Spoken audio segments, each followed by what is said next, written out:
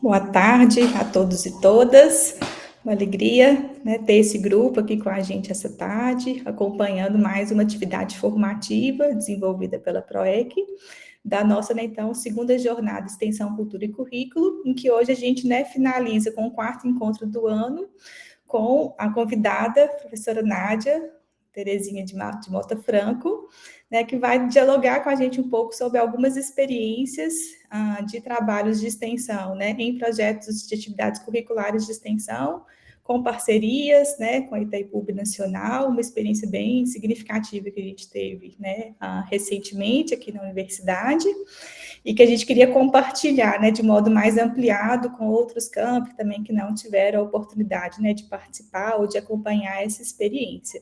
Então, né, queria já de antemão agradecer a professora Nádia por ter aceito o convite, né, num período já de final de ano, né, meio complicado, mas, né, a gente fica muito feliz de estar fazendo esse diálogo, que eu acho que é uma experiência muito rica que a gente, né, tem para poder também trazer soluções e amadurecer algumas questões, né, para os nossos processos internos também. Então, já deixar o nosso agradecimento, professora Nádia, e aos que estão participando, né, também o nosso agradecimento pela presença, de ter disponibilizado o tempo, né, nessa tarde de hoje, para a gente conversar um pouco sobre essa iniciativa. Como nos outros módulos, né, a gente faz a gravação aqui da reunião, porque depois a gente disponibiliza isso ali no canal do YouTube da PROEC, para que outros professores, né, que não consigam estar aqui hoje com a gente também possam usufruir, né, dessas atividades formativas também. Ressaltamos também que todos os convites são encaminhados para os estudantes também, né, principalmente para os bolsistas, né, no sentido que essa atividade também contribua para a formação, né, não só de nós, né, servidores, mas também, né, nesse movimento de inclusão dos estudantes, que a gente, né, são os nossos protagonistas, de tudo que a gente está falando, né, nessa tarde aqui de hoje, né, a função é para a formação deles, né, mesmo. Então, como que nós podemos, né, nos engajar e contribuir cada vez de uma forma mais qualificada para essa atividade, né, formativa que envolve aí a inserção da extensão nos currículos. Acho que já falei demais, né, vou passar para a professora Nádia, e aí, Nádia, eu estou aqui à disposição, de tudo que você precisar, pode me pedir, né, vou te assessorando por aqui também, tá? Então, seja muito bem-vinda aí à nossa atividade de hoje. Então, boa tarde a todos e todas, nós temos muito prazer em estar aqui. Excepcionalmente, esse ano eu não estou tão cansada no mês de novembro, já tive novembros mais intensos, então esse convite ele chega num bom momento para mim. Quero dizer que convidei os bolsistas do projeto para estar aqui também, e já vi aqui pela lista de pessoas que estão conosco, está a Cananda, que é a bolsista. Então, eu pensei em fazer assim, eu faço uma parte expositiva, contando como é que foi a nossa experiência, e daí, depois a gente fala de um aspecto mais pessoal, no que contribuiu para a gente, né? Incluindo para os bolsistas que estiverem aqui. Alguns estão com atividades acadêmicas, pode ser que se somem a Cananda ou não, mas, enfim, no mínimo, teremos um testemunho aí de como foi esse projeto. Então, dá para compartilhar. Se ela vai compartilhar. Eu vou arrumar melhor aqui a minha telinha para aparecer mais completa. Não errado aqui. Eu vou começar, enquanto tu vai ajustando, eu vou dizendo, eu vou começar bem de quando tudo começou, que foi assim, desde... Está aparecendo? Só para confirmar com vocês. Está aparecendo. Uhum. Tá, perfeito. Desde que o programa de extensão da Itaipu Parquetec foi instalado, pode ser? Ou todo mundo já conhece sobre isso? Eu acho que é importante contextualizar a Nádia, porque nem todos, né, dos outros campi, né, exceto do Paraná, ali talvez tenha uma compreensão geral, né, do programa, assim, então acho importante. Boa. Então, por isso que eu coloquei essas primeiras informações aí, que se tratam do programa propriamente, porque o projeto que nós desenvolvemos, ele foi selecionado dentro do Programa de Extensão para Sustentabilidade Territorial da Itaipu Nacional. E esse programa, ele foi gestado pela Itaipu junto com as instituições públicas do Paraná e do Mato Grosso do Sul, e o objetivo dele era, e é ainda, porque ele continua, ele tem agora um novo edital, fomentar a extensão e, digamos assim, fazer aquilo que a extensão muito bem faz, que é colocar nas comunidades o resultado do trabalho que a gente faz nas universidades. Então, eu sei também que há um incentivo aqui no Paraná para que as universidades estaduais tenham visibilidade. Então, 7 das universidades que ajudaram a construir esse programa são estaduais do Paraná. E as federais, né? A nós, como única universidade federal, aliás, tem a UFPR, mais a nossa, e Instituto Federal aqui do Paraná. E as federais do Mato Grosso do Sul. E tem uma municipal, essa FAFIMAN aqui, que participou também. Então, se buscou qual seria o melhor caminho, as direções, as reitorias, todos foram até lá, as pró-reitorias, conversar, e resultou nesse edital número 1 de 2024, que foi publicado em 3 de maio de 2024, para estabelecer a seleção para 200 projetos de extensão, com 1.000 bolsas para graduandos e coordenadores adjuntos. Essa foi uma novidade que a gente teve, pelo menos para mim, de coordenador de projeto ter remuneração. Eu achei muito interessante isso, porque valoriza por quem está fomentando, por quem está fazendo o ingresso do dinheiro para o projeto, valoriza o trabalho do professor, não é? E até quatro bolsistas por projeto. E a ideia que os projetos tivessem, que gerasse em torno das ODS estabelecidas pela ONU. E nós, então, aqui no Paraná, tanto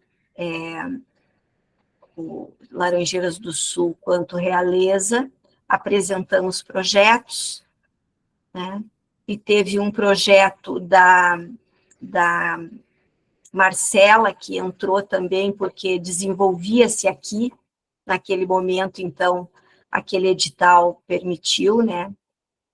Mas os projetos, basicamente, eram os desenvolvidos e trabalhados por instituições que tinham estabelecimentos aqui no Paraná e na região sul do Mato Grosso do Sul. Pode passar. E aí, num primeiro momento, eu vou confessar para vocês que eu não me interessei. Não por falta de interesse propriamente, mas eu estava, naquele momento, com muitas atividades. A UniOeste, que é uma das estaduais aqui do Paraná, convidou o Campus Laranjeiras para fazer ações de extensão num projeto Rondon, o projeto Rondon Paraná, que é uma subdivisão do projeto Rondon Nacional. Eles receberam a concessão aqui no Paraná para desenvolver. E por uma questão de logística, o Campus Laranjeiras foi convidado. E a Marcela me convidou, sabendo que eu já tinha alguma experiência em Rondon, para organizar a participação aqui do Campus Laranjeiras. E nesse momento, veja, era maio, né? nós estávamos exatamente em maio selecionando alunos para o projeto Rondon. Teve 60 inscrições, nós fizemos uma seleção. Então, dedicamos o mês de maio para selecionar alunos, o mês de junho para selecionar professores e preparar os alunos para esse projeto Rondon. Então, o trabalho era intenso e esse edital passou batido por mim. E uma amiga, professora Maricela Garcia Hernandes, ela disse, Nádia, por que tu não entra? Tu gosta tanto da extensão e tal. E eu fui olhar com mais atenção esse edital e preparei nesse período intenso de trabalho para o projeto Rondon, acabei fazendo, elaborando esse projeto, e ele era um projeto robusto. Eu consegui fazer um projeto robusto porque eu achei que um projeto pequeno ou médio, ele não teria sucesso, né? Então, esse projeto previa 28 metas, nós executamos 24 delas. Fizemos, efetivamente, 9 palestras, fizemos trabalho de campo, com pesquisa em campo, fizemos podcasts, fizemos rodas de conversa, capacitações e, por fim, o preparo de um artigo científico que não foi submetido, embora, por isso, ele é uma das metas não realizadas, porque a ideia era que nós submetêssemos antes do final do período de execução do projeto. E não conseguimos submeter antes, ele vai ser submetido mais adiante, então essa é uma das metas não realizadas. O período de execução do projeto foi de 1º de outubro de 2024 até outubro de 2025, né? Ele era para terminar em setembro, mas ele foi esticado mais um mês, porque esse mês de outubro era o mês em que nós iríamos à Foz do Iguaçu, fomos convidados, teve um grande festival lá, de apresentação dos resultados dos projetos, ficamos lá 4 dias, a Marcela teve lá, a pró-reitoria de extensão, né? Teve a vice-reitora, todos os projetos estiveram lá representados, foi um grande evento que aconteceu agora há pouco tempo. Muito bem. Podemos passar mais um slidezinho aí.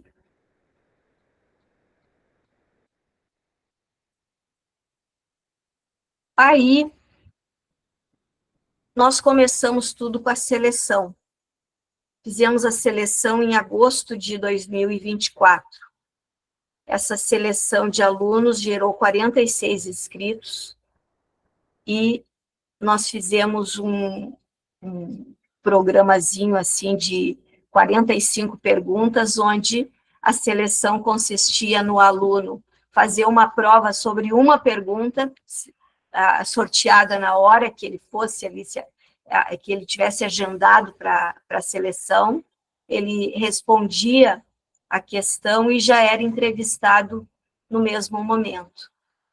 E aqui eu tive uma certa frustração, porque a ideia era que tivesse pelo menos um aluno indígena selecionado, e alguns se inscreveram, mas da terra indígena Rio das Cobras, onde algumas das ações iam ser desenvolvidas, não teve ninguém que compareceu na seleção.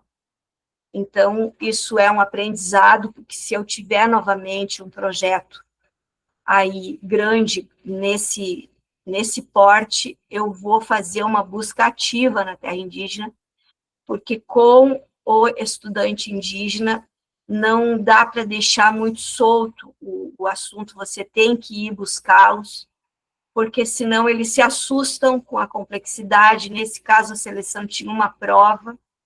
Alguns amazonenses, indígenas amazonenses, até fizeram a prova,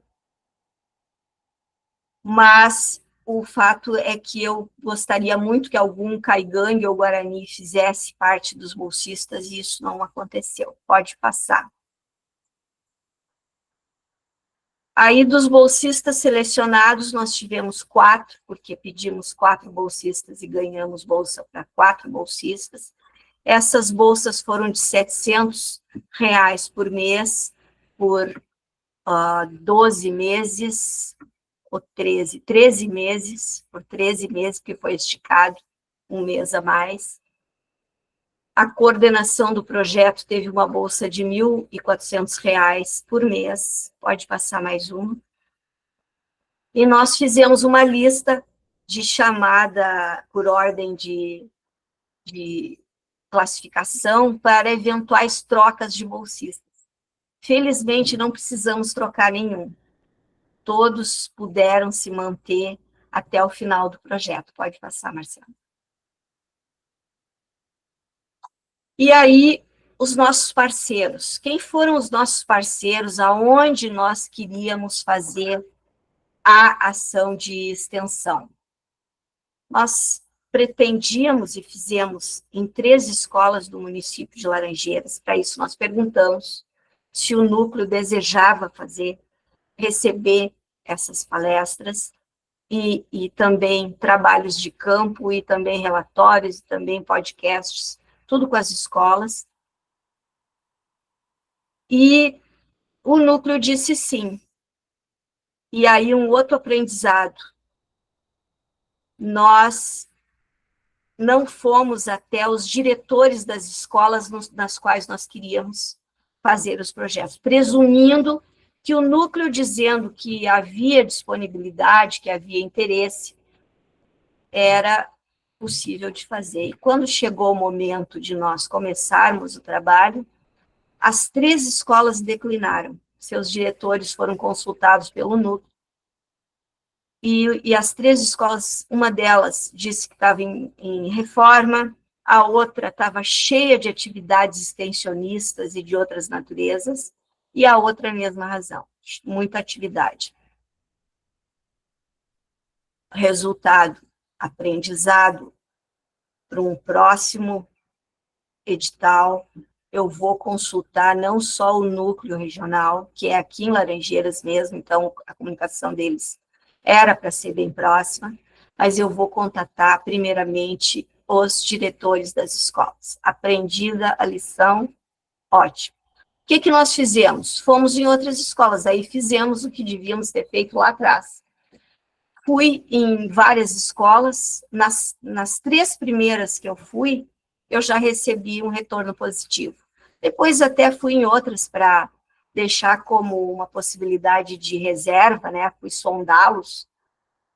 Mas fizemos o trabalho na escola Nayana Bavaresco, que é essa primeira foto que tem aí, os bolsistas estão aí falando sobre questão de gênero.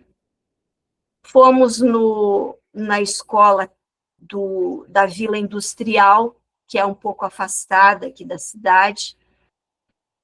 Fizemos o trabalho lá, e fomos também no EJA, e fizemos lá o trabalho. Em cada uma dessas escolas, nós desenvolvemos 3 palestras seguidas de roda de conversa, e em muitas delas nós convidamos os alunos para fazer 2 trabalhos de campo. Quando a palestra se tratava de questão de gênero, igualdade de gênero, nós convidamos os alunos para fazer uma ida até determinadas instituições da área da indústria, do comércio, dos serviços, para ver como é que estava a igualdade de gênero lá. Com relação à questão do meio ambiente, nós fizemos uma palestra em cada uma dessas escolas, chamada Vida Terrestre, uma questão de educação ambiental. E convidamos os alunos, não em todos, mas em quase todos, para que eles fizessem um trabalho de campo, vendo nos seus bairros qual é a situação de nascentes, porque nós estamos numa cidade cuja atividade principal é a agroindústria. Então, nós estamos rodeada, a gente consegue ver do centro a borda da cidade já com muita floresta, e muita área cultivada. E dentro da cidade se verifica também muitas nascentes que escorrem entre os lotes. Então, a ideia era pedir para os alunos irem até essas nascentes e ver como é que elas foram tratadas, ou como é que elas estão sendo tratadas. E isso gerou uma frustração também, porque não houve interesse, e onde houve interesse nós não conseguimos levar a bom efeito esse trabalho de campo com relação às nascentes. Então, essa foi uma daquelas 4 metas que nós não atingimos. E falamos também sobre outros assuntos. A questão de gênero gerou muito em torno da vida familiar, às vezes a discriminação dentro da própria família, então as rodas de conversa foram muito ricas.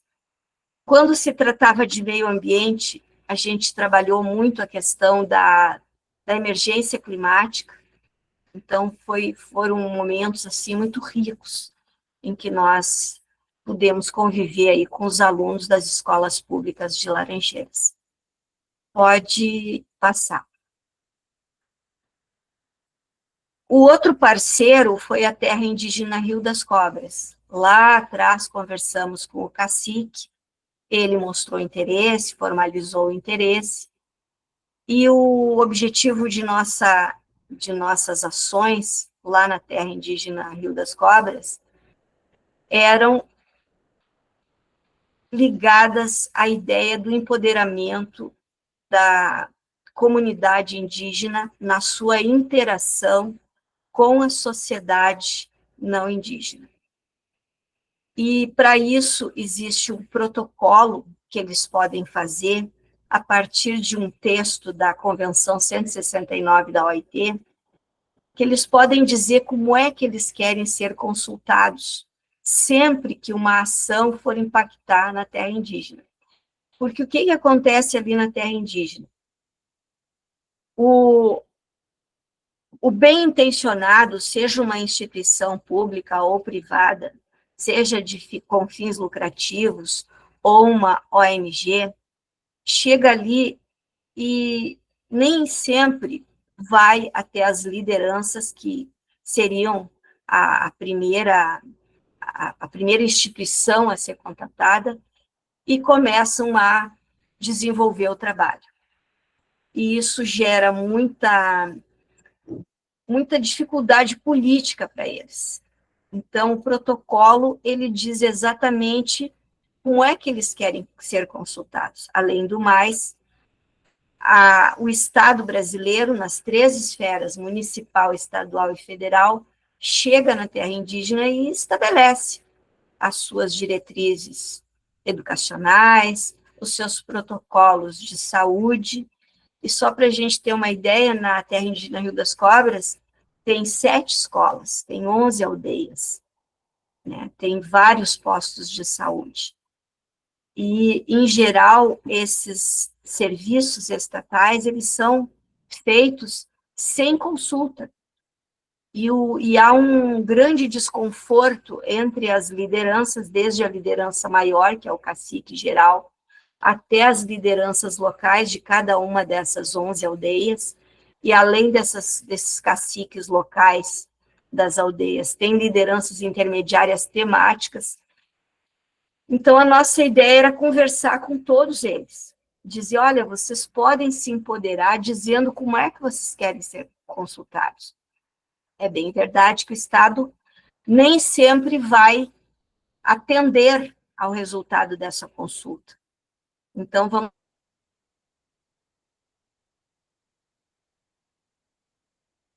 Seu microfone fechou, Nádia, deixa eu ver se consigo abrir. Sem querer aqui, eu fiquei mexendo. Tá. Então, eu estava dando um exemplo, assim, pode ser que o posto de saúde, através da Secretaria de Saúde, queira queira estabelecer um protocolo lá. E isso, ou trazer um novo médico, ou estabelecer um novo grupo de professores. E em geral, com relação à questão de saúde, eles não são consultados, e nós sabemos que a cultura indígena ela tem as suas peculiaridades. Então, esse protocolo, a gente foi lá dar conhecimento e perguntar se eles queriam. A princípio, o cacique disse que sim, e nós fizemos um trabalho lá, com 3 rodas de conversa. A primeira roda de conversa foi essa da primeira foto aí. Estavam quase todos os bolsistas, o cacique, várias lideranças, nós pegamos eles por acaso, nós não agendamos, foi uma visita feita lá em dezembro do ano passado, já serviu como uma primeira conversa, depois, a partir dessa conversa, conseguimos fazer agendamentos com as lideranças em vários momentos e explicar para eles como é que era esse protocolo.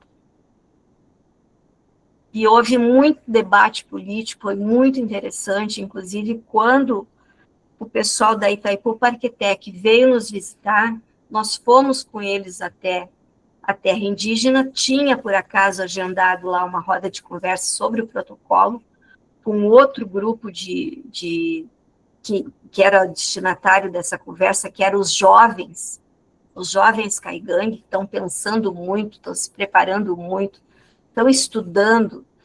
Nessa segunda foto aí, por exemplo, nós temos parte dos jovens Caigangue.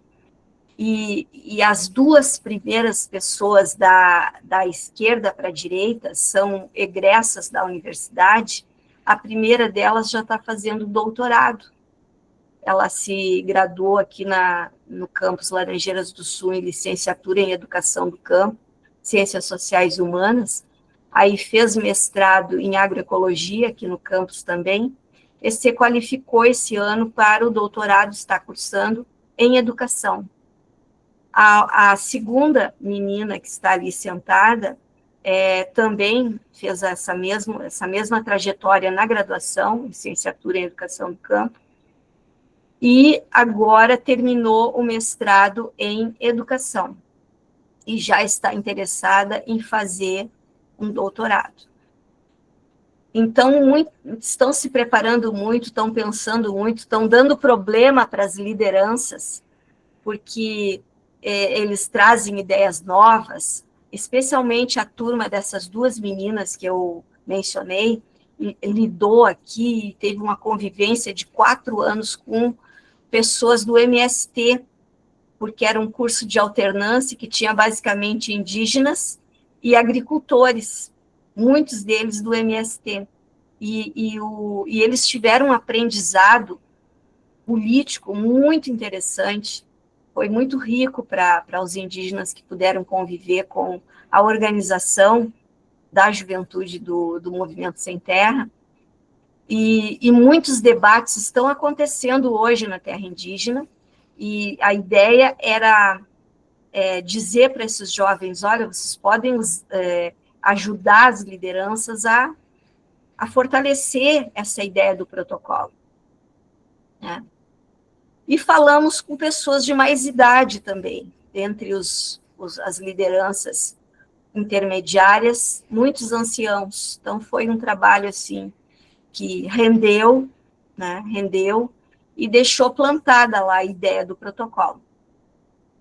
E a terceira foto ali mostra uma capacitação, que foi uma outra ação que nós nos propusemos a fazer lá, que era uma capacitação sobre saneamento, sobre o uso responsável da água. Então, os bolsistas fizeram todo o preparo do trabalho e compartilharam com eles lá. Então, aqui mostra bem, nessa terceira foto, né, como é que funcionam as coisas lá. Às vezes, você se prepara durante meses e chega lá, tem 5, 6, 7, 8 pessoas. É pouco? Não, é o que deu para juntar, é o que se interessou. Então, ali tinha 2 lideranças, e outras pessoas ali próximas da comunidade, então é muito valioso. Que tivesse uma só pessoa. Nós, quando vamos fazer as ações de extensão, nós valorizamos de forma igual. Para fazer todo esse preparo, tanto para ir nas escolas, quanto na terra indígena, nós estudamos pelo menos ali os 5 meses iniciais. Nós nos reuníamos, eu e os bolsistas, semanalmente, fazíamos uma lista de presença, tudo documentado, e fizemos ao todo 39 encontros. Então, cada encontro nós colhíamos o que foi feito de estudos desde a reunião anterior até aquela, fazíamos ensaios a respeito das exposições públicas que eles iam fazer, e isso resultou nos bolsistas muito preparados. Depois a gente fala deles, quem são eles, mas nós vamos ver que foi muito importante essa periodicidade pequena, né, de cada semana de reunião, porque nos manteve coesos e nos permitiu um preparo, porque os assuntos eram diversos. Pode passar mais um aí. Por exemplo, no CEAGRO, que é um centro de estudos de agroecologia, que tem aqui na região da Cantuquira-Iguaçu, que é a micro-região socioeconômica na qual o Campos Laranjeiras está inserido, nós fizemos aí uma fala sobre, nós não, eles fizeram, eu sempre abria todas as palestras apresentando o projeto, e quem fez todo o trabalho de preparo e de exposição depois nos momentos públicos foram os bolsistas. Eu nunca fiz uma palestra assim, como se fosse a expositora, sempre eles, né? E aí consistia numa questão muito especial, que era o seguinte: nós tínhamos que falar de agroecologia para quem sabe de agroecologia. E os nossos bolsistas eram quem? Xingrou, da engenharia de alimentos, Giovanni, da administração, Luiz Fernando, o Luiz Fernando era da ciências econômicas, não, o Giovanni das ciências econômicas, o Luiz Fernando da administração e a Cananda da pedagogia, e eu do direito. Todos nós flertamos com a agroecologia, porque participamos de eventos dentro do campus, a agroecologia é muito importante aqui dentro do campus, mas nós não sabíamos. O que a gente fez? Chamou um professor que sabia muito de agroecologia, o professor Dr. Paulo Henrique Maia, e ele gentilmente participou de uma das nossas reuniões semanais, e nós já tínhamos estudado, em teoria, o que é agroecologia, né? Então, eles já tinham até preparado os slides, tudo. Chamamos o professor Paulo Maia: professor, nós precisamos nos preparar em agroecologia, porque nós vamos fazer uma capacitação em agroecologia. Nós queremos lhe mostrar o que preparamos e queremos que o senhor enriqueça aí a nós e nos fortaleça nesse entendimento. E a agroecologia nós estávamos estudando desde dezembro do ano passado, e essa capacitação foi em setembro. Então, já havia um conhecimento somado desde lá. Aí o professor Paulo veio acho que foi em agosto desse ano, e conversou ali, trouxe várias ideias, várias experiências pessoais dele, com a agroecologia. Ele é professor e no fim das contas, os bolsistas se sentiram bem fortalecidos para chegar lá, nesse dia, dessa foto aí, que tinha tinha no mínimo ali 90 pessoas, tá? Professores de educação do campo, de escolas do campo e pessoas dos assentamentos ligados ao SEAGRO. Isso aí era um evento do SEAGRO. E, pois não é que eles fazem perguntas para os bolsistas e os bolsistas respondem de uma forma muito correta e digna. E mais, trouxeram experiências que eles fazem nos seus locais de vivência, a plateia, né? Trazem experiências que enriquecem a nós todos e elogiam ao preparo dos bolsistas. Então, isso foi, assim, realmente um momento muito feliz para nós, sabe? Porque mostra que a gente andou, nesse aspecto, andou na linha, né? Então, pode passar aí, Marcelo. E aí tivemos a colaboração, chamamos a professora Maricela para nos ajudar com desenvolvimento econômico, porque essa palestra no SEAGRO, ela tinha o seguinte teor: a agroecologia como técnica de produção agrícola num contexto de desenvolvimento econômico em que nós estamos, que não privilegia a agroecologia. Então, era preciso estudar os vários modelos de desenvolvimento econômico para que ficasse explicado que a agroecologia ela é não hegemônica, ela está dissonante com o modelo que predomina no Brasil, que é a produção visando a acumulação, a monocultura, totalmente contrária, né? E disso, a professora Maricela não conseguiu se reunir com os alunos, mas me passou bastante material, então eu pude auxiliá-los. Então, tivemos aí a colaboração de outros professores. Pode passar.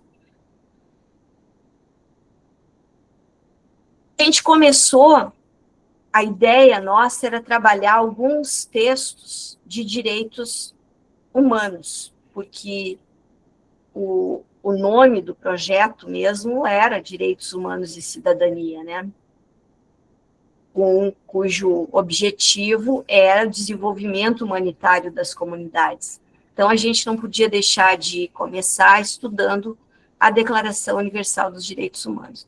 Mas como os alunos iam ter contato com alunos de todos os naipes socioeconômicos nas escolas públicas, com indígenas e com assentados agricultores, em geral, não assentados, nós começamos o nosso estudo lá no ano passado, a nossa primeira reunião, inclusive, foi antes do projeto começar, foi dia 30 de setembro, onde nós tomamos pé de algumas coisas através do livro O Povo Brasileiro, do Darcy Ribeiro. A cada um foi destinado um capítulo, e eles tiveram tempo para estudar e compartilhar nessas reuniões de preparo que nós fizemos, tentando sensibilizar os bolsistas para lidar com o povo brasileiro, com pessoas que não são os universitários, que não são os professores, que não são necessariamente aquelas pessoas com quem eles costumam conviver. E penso, e foi muito, parece, depois eles poderão até dizer, parece que serviu bastante para dar esse balizamento para eles, sabe? E depois estudamos todos esses textos aí, o Pacto Internacional de Direitos Civis e Políticos, os Direitos Econômicos e Culturais, pode passar. E sobre igualdade de gênero, para o preparo das palestras, nós trabalhamos especificamente uma convenção que foi assinada em Belém do Pará, a Convenção sobre a Eliminação de todas as formas de discriminação contra a mulher, e também a Lei Maria da Penha e outras leis, né, diversas, que falam sobre os direitos da mulher. Então, isso tudo foi feito ali por pelo menos 5 meses de estudos, desses temas todos, cada um à sua vez, cada um já deixando ou o terreno preparado ou as apresentações bem encaminhadas. Pode passar, Marcelo.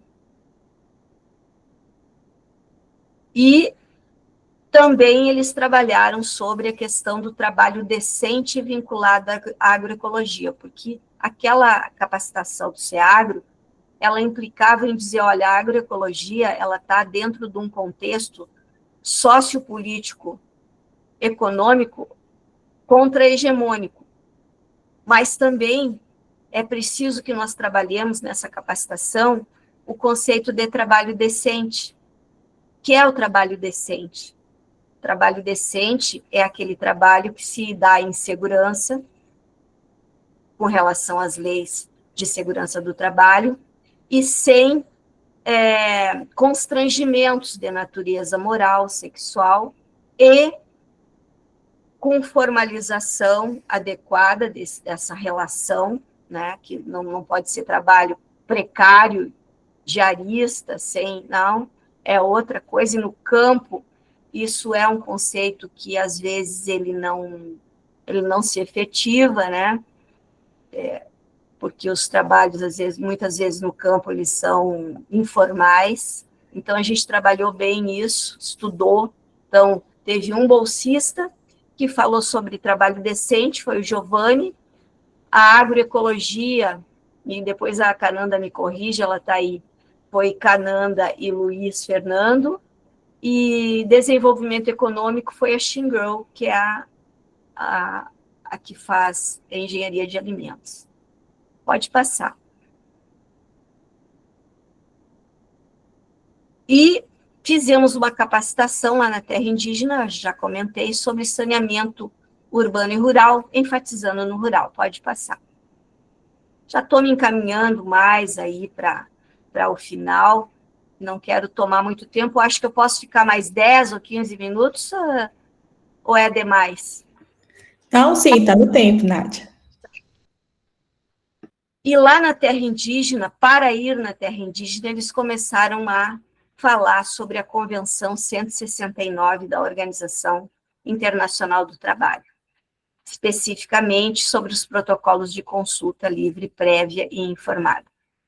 Hoje já tem no Brasil mais de 70 protocolos assinados, todo dia uma comunidade indígena ou uma comunidade tradicional está fazendo esses protocolos. O povo brasileiro está se empoderando cada vez mais em todos os sentidos, e um dos elementos de empoderamento são as comunidades tradicionais deixarem de ser vistas como destinatários de políticas públicas feitas pelo governo, ou às vezes por projetos, por universidades ou ONGs, achando que eles querem aquilo e eles não querem. Então, esses protocolos, como eu disse, eles vêm a trabalhar muito isso. E a Convenção 169, ela não fala nem a palavra protocolo, nem livre, nem prévia, nem informada. Ela só diz o seguinte no artigo 6º: toda comunidade, indígena ou tradicional, que sob a qual tiver um impacto, uma ação governamental ou não, ela deve ser consultada antes. Então, por isso, se estudou a Convenção 169, que nasceu em 1989, aqui no Brasil ela entrou em funcionamento em 1992, e ela veio, gente, junto com o artigo 231 e 232 da Constituição Federal de 1988, dizer para os indígenas, vocês têm o direito de continuar a ser indígenas, porque o que existia até 1989, quando veio essa convenção, e 88, quando não tinha ainda a Constituição Federal, e nessa década de 80, quando não tinha as novas constituições latino-americanas, em que os indígenas começaram a dizer na Bolívia, no Peru, na Venezuela, olha, nós temos direitos, nós queremos o nosso judiciário próprio, nós queremos as nossas leis, que as nossas leis internas sejam respeitadas, comunitárias sejam respeitadas, nós queremos respeito à natureza, e as constituições latino-americanas, ali na década de 80, e depois terminando todo esse processo na década de 90, botaram isso nos seus textos. E a nossa, de 88, no artigo 231, diz assim, os índios, fala ainda os índios têm o direito à sua organização própria, aos seus costumes, às suas tradições, à sua língua. Quando isso virou preceito constitucional, os estudos dos indigenistas mais respeitados do país dizem agora os indígenas têm direito a ser indígenas, porque o Estatuto do Índio anterior dizia assim, o índio receberá políticas públicas, auxílio, proteção, até que seja incorporado à comunidade nacional, veja. Então, eles deveriam assumir essa maravilha de vida que nós não indígenas temos, né? Aí me corrija quem puder, né, José Luiz de Araújo? Estou vendo aí meu aluno, meu ex-aluno, né? Crítico que ele é, o José Luiz, e faz muito bem, né? Então, nós não indígenas, nós íamos dizer como é que os indígenas tinham que se colocar, e o jeito bom era o nosso, com tudo isso que vocês sabem da sociedade, da economia, da política brasileira. E veja que os indígenas conseguiram se manter íntegros desde quando chegaram os portugueses aqui no Brasil e os espanhóis no resto da América, na América Latina, pelo menos ali da América Latina para baixo, eles conseguiram se manter íntegros, e no Brasil tem 305 etnias pelo censo de 2022, e tem 274 línguas vivas. Então, se essas criaturas não merecem respeito, eu não saberei quem merece respeito. Com toda a opressão feita pela lei brasileira, que nós costumamos achar que é melhor, compreende? Então, nós temos aí uma situação que nós tínhamos que trabalhar, e os alunos precisavam ser sensibilizados para esse assunto, porque não se estuda isso, né, com esse viés nas escolas da educação básica e do ensino médio. Não se estuda, isso não interessa ser estudado. Então, para eles trabalharem com os indígenas de uma forma respeitosa, era preciso entender. E aí a gente estudou a Convenção 169 e estudou a Constituição Federal de 88, estudou outras coisas, né? E foi trabalhando para que saísse um trabalho bem respeitoso, né? Pode passar, Marcelo. E nós trabalhamos o quê, né, para, digamos assim, esse projeto ele tinha que estar consoante algumas ODSs. E nós elencamos a ODS 5, a 6, que é a 5 de gênero, a 6 de água potável e saneamento, a 8, trabalho decente e crescimento, a 10, redução das desigualdades, porque quando a gente faz essa abordagem dos indígenas, nós estamos trabalhando a redução das desigualdades, e quando a gente multiplica a informação nas escolas, o objetivo é o mesmo. Vida terrestre, paz, justiça e instituições. Então, aí nós fomos no ponto que interessava, porque nós queríamos sucesso no nosso projeto, né? A gente queria que o processo que o projeto fosse aceito e aprovado, né? E aí nós buscamos ações que girassem em torno desses assuntos aí. Pode passar, Marcelo. E aí nós tínhamos relatórios semanais, tinha uma parte burocrática dessa nossa relação com a Itaipu Parquetec, que eu vou dizer para vocês, eu reclamei muito pouco, porque é do meu feitio não reclamar. Eu, por decisão, quando eu vou reclamar de um negócio, eu mantenho aquilo como um aprendizado e reclamo pouco. É uma característica pessoal. Mas eu devo confessar para vocês que esses relatórios aí, eles eram uma obrigação semanal, mensal dos coordenadores e dos bolsistas. O primeiro relatório deu um probleminha lá, depois para arrumar esse relatório. Foi só esse relatório foi arrumado, ó, o Juliano me sugere que eu reclame. É uma abordagem, né? Eu uso outra abordagem, Juliano, respeitosamente aos que reclamam, eu prefiro trabalhar de uma outra maneira, mas é um jeito próprio aí, eu respeito muito os reclamões. O José Luiz sabe ali, porque ele é um desses que reclama bastante. Está metido em tudo que é demanda que aparece aqui no campus, eu passo pelos corredores ali e encontro ele. Então, eu respeito muito quem reclama, né? Respeito, sim. Mas é isso, quer dizer, eu acho que esse aí só tem mais um, pode passar. E aí o engajamento, aqui nós fomos num agro-show, nós não tínhamos um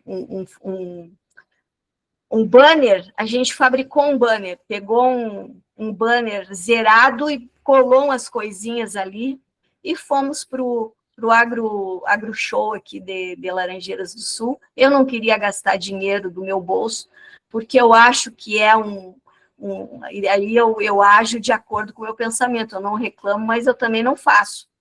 Então, tinha que ter banner. Era bom que tivesse uma referência audiovisual. Bom, então vamos fabricar uma de acordo com as nossas possibilidades. Botei lá. E foi legal. A gente ficou ali, era uma feira, né? Nas feiras as pessoas não querem muita informação falada, exposições. A gente ficou ali disponível, recebemos algumas abordagens, foi uma experiência bem legal. O engajamento dos bolsistas muito bom, não tenho do que reclamar, não tem, né? E foi uma experiência, assim, muito boa. Essa parte expositiva eu paro por aqui, e eu vou propor que a Cananda fale, Cananda, tipo uma coisa rápida, e dizendo o que isso aí... Eu sei que tu é uma extensionista, tu já fez extensão antes, então essa foi uma das razões pela qual tu foste selecionada, né? Porque era um dos critérios de seleção, era esse, não era o único, né? Fez uma boa prova, fez uma boa entrevista, mostrou interesse pelos direitos humanos, mas tu podia fazer uma fala aí, Cananda, sobre como é que esse projeto impactou para ti pessoalmente ou até para as comunidades onde tu trabalhaste. Boa tarde, meu nome é Cananda, eu sou da sexta fase de pedagogia do campus de Laranjeiras do Sul. Para mim foi uma honra fazer parte do projeto, eu gostei muito de fazer parte dele, eu me sentia muito à vontade sempre em todas as nossas reuniões do projeto, e também eu tinha muita dificuldade em falar em público, mesmo sendo muito comunicativa. Eu sentia dificuldade em apresentar trabalhos para mais pessoas, então para salas de aula, assim, mesmo trabalhando com a pedagogia. Eu tinha um acesso aos pequenos, mas eu tinha dificuldade em apresentar para um público maior, né? E esse projeto ele me impactou muito nessa área, principalmente na comunicação, na maneira de eu falar, e também nos relatórios, mesmo sendo uma parte mais burocrática, né? Foi uma parte que eu gostei muito de realizar os relatórios mensais, porque foi um pedacinho assim que eu pude analisar e ver também como eu podia mostrar mais de mim em um projeto de extensão. Então, eu acho que os relatórios fizeram parte de mim nessa parte. E para as comunidades que a gente foi, e apresentou o nosso projeto. Eu gostei muito do impacto das comunidades, porque em todas as comunidades e também nas escolas que a gente palestrou, eles eram muito ativo. Todas as pessoas foram muito ativas, inclusive os jovens hoje em dia, eles não gostam muito de se comunicar e falar, mas todos eles estavam sendo muito comunicativos conosco. Inclusive, às vezes, eles não levantavam a mão para falar e perguntar, mas após as nossas palestras, eles vinham e falavam: ah, foi a primeira vez que a gente teve um acesso maior a uma rede de saberes maior, então foi a primeira vez que eu me senti à vontade para conversar com vocês depois da palestra. Eles vinham, perguntavam, até pegavam o nosso número mesmo pessoal para tirar dúvidas, então era muito satisfatório a gente sanear essas dúvidas, né? Principalmente nessa parte mais com os jovens mesmo, estar cara a cara com eles e poder mostrar que um projeto de extensão tão valioso, ele teve o seu valor, né?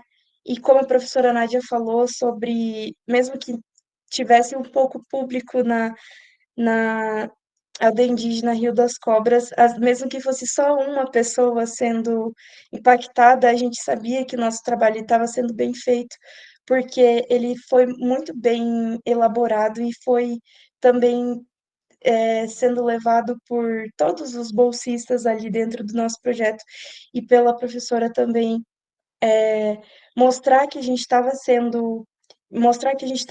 fazendo um bom trabalho e desenvolvendo isso teve um valor muito grande para mim mesmo. Acho que foi isso. Obrigada, Cananda. Os demais bolsistas não conseguiram chegar, então, só para dizer que dos 4 bolsistas, teve 2 peculiaridades que eu compartilho com vocês, que acho que vale como um relato de experiência. A Cananda chegou já preparada. O Luiz Fernando, preparadíssimo, eu fui com ele para o Rondon, ele brilhava, Luiz Fernando. A Xingirl foi minha aluna. E a Cananda não havia sido minha aluna ainda. E a Xingirl, sim, eu conheci a Xingirl. A haitiana, um português truncado, tímida, falando baixinho, das engenharias para falar direitos humanos. Mas ela atingiu lá a média e tal, e eu honrei, obviamente, né, a classificação dela. Na entrevista, ela mostrou que tinha condição de desenvolver, né, embora ela tivesse, ela está nos últimos semestres, ela mostrou que ela podia fazer os trabalhos, né, porque é sempre um dos quesitos para a seleção você tem tempo, todo mundo diz que tem, aí você pergunta, bom, quantas disciplinas você está, né, qual é o seu comprometimento com outros projetos, como é que é? E eu vi que ela ia conseguir, e não é que essa Xingirl começou a falar baixinho, um português pouco inteligível, e ela terminou falando alto, articulando bem as palavras. Os relatórios da Xingirl, às vezes eu me baseava nele para fazer o meu, Marcelo, de tão bem escrito que era.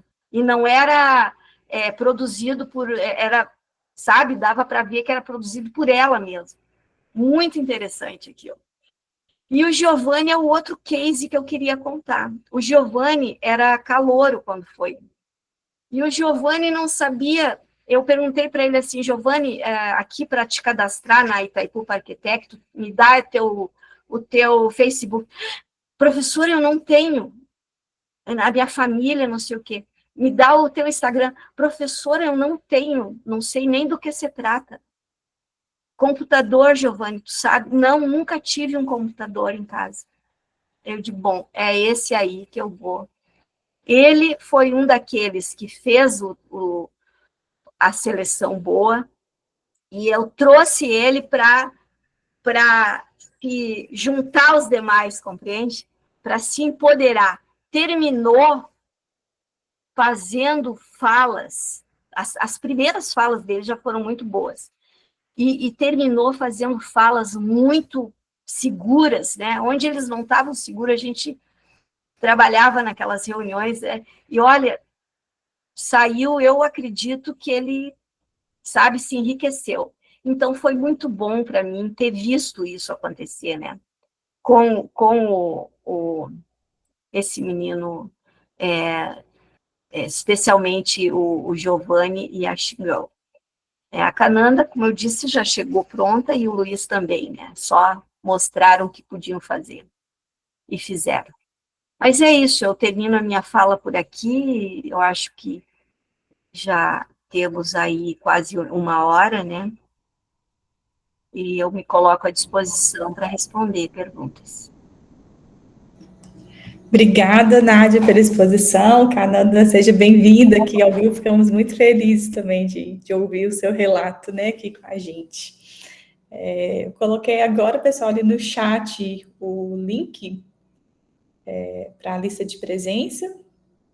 Quem está tendo alguma dificuldade, né? Assim, eu sugiro que tente entrar com o e-mail da universidade, e se ainda assim der problema, vamos fazer o registro aqui no chat também, que eu faço a compilação, né, dos resultados aqui também, para a gente aproveitar o momento para dialogar, né, com as nossas convidadas aqui, e, né, garantir, claro, a certificação de todos que estão aqui presentes, né, também é bem importante. Então, vamos fazer esse combinado aqui, qualquer pessoa que está com problema do link, né, deixa registrado aqui, né, o nome e o e-mail para a gente poder incluir na lista de certificação.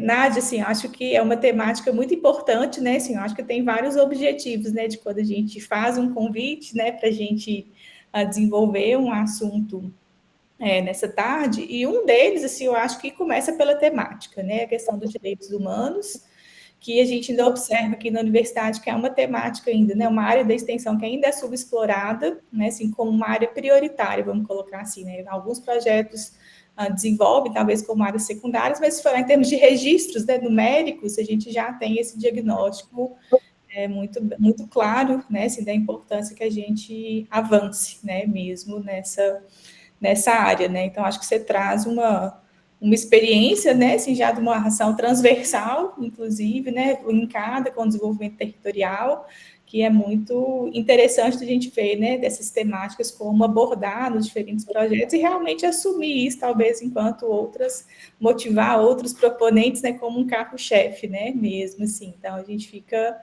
realmente muito feliz de ver os resultados e, principalmente, assim, o que mais me chama atenção é esse depoimento, assim, realmente dos bastidores, né? Porque às vezes a gente só relata o que dá certo, né? E o grande aprendizado realmente está, né, nas dificuldades, dos desafios que o trabalho de campo, que o trabalho de extensão nos coloca. Né? Então, esse relato, né, dos problemas, das dificuldades, como que resolveu, né? Assim, então, acho que isso é muito rico, né? Muito importante para todos, né, que desenvolvem extensão.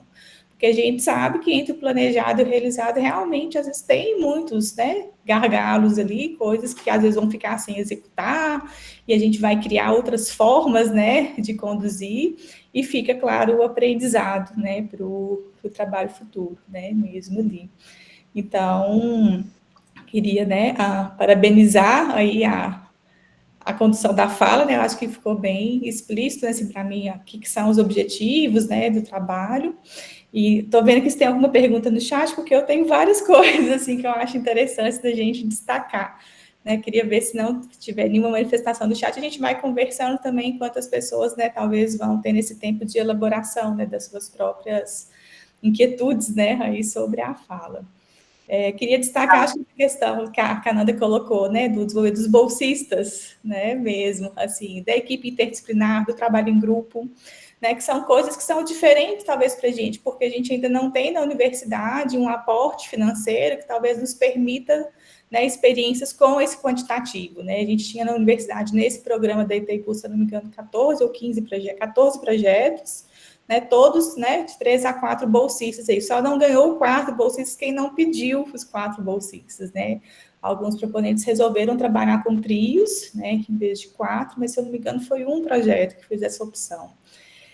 E o quanto é rico, né, a gente está podendo experimentar isso internamente agora com os coletivos culturais, né, numa iniciativa ainda modesta, mas é um sonho, né, a gente realmente ter essa possibilidade de articulação enquanto grupo, né, e um grupo multidisciplinar, né, e de vários cursos dos bolsistas. Então, eu queria que vocês falassem um pouquinho mais sobre esse desafio da articulação do grupo também, né, se viu essa diferença, né, em relação a ter um projeto só com um bolsista, né, porque a gente sempre tem na universidade essa prerrogativa, às vezes, de ter um programa com várias ações, às vezes mais de um bolsista, mas não em único, né, às vezes programa com as mesmas atividades, ou, né, a equipe trabalhando, né, de forma conjunta, assim. Então, queria que você comentasse um pouquinho mais sobre isso também.